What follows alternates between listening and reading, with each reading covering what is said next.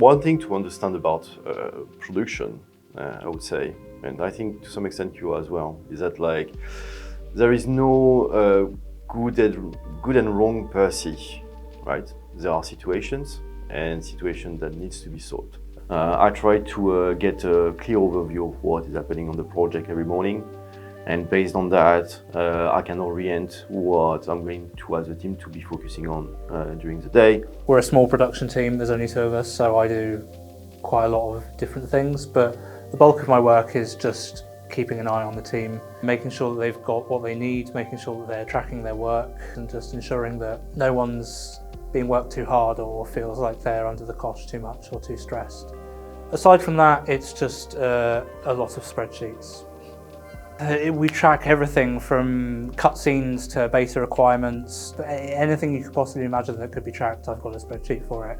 In an ideal world where you have all those different traits making a video game, if everything was smooth and fine, they wouldn't need production, they wouldn't need QA.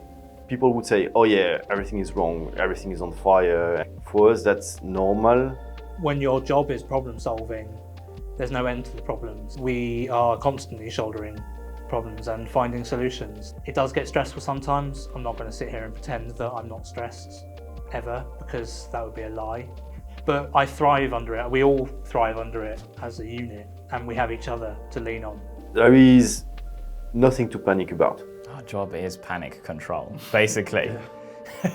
Yeah, that's well put, yeah.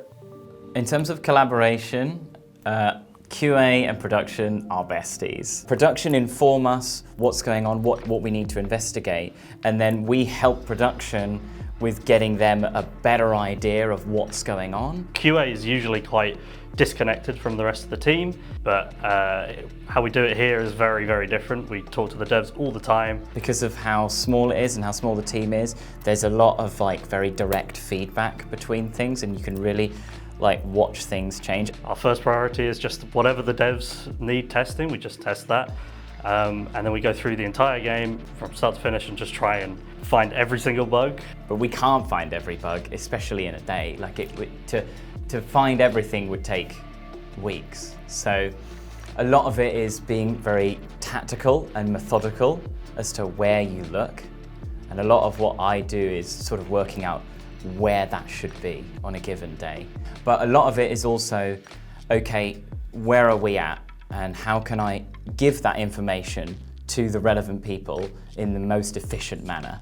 We basically are players, like that's what we do, we play the game. So we I think we have a better gauge than the rest of the team about if something's fun, if something's kind of working, or maybe it just needs a tweak. So yeah, it does require testing on multiple things. We're also testing on the Steam Deck, as well as Xbox Series X and S, and PlayStation as well, and PC. So there's a lot of stuff that we're testing on.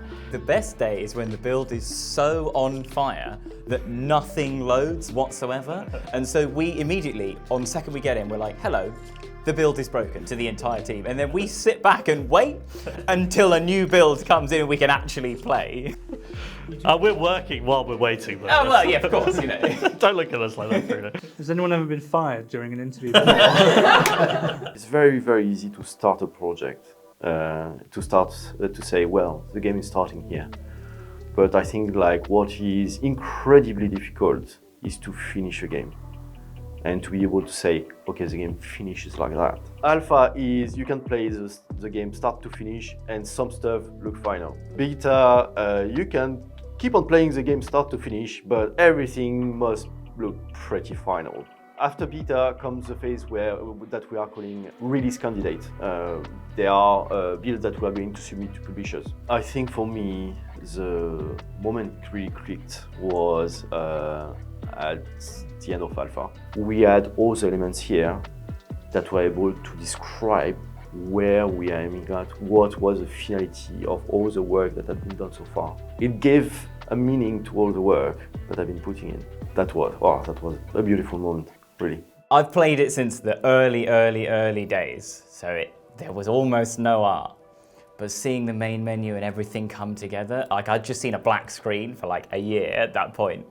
It was quite a moment for sure.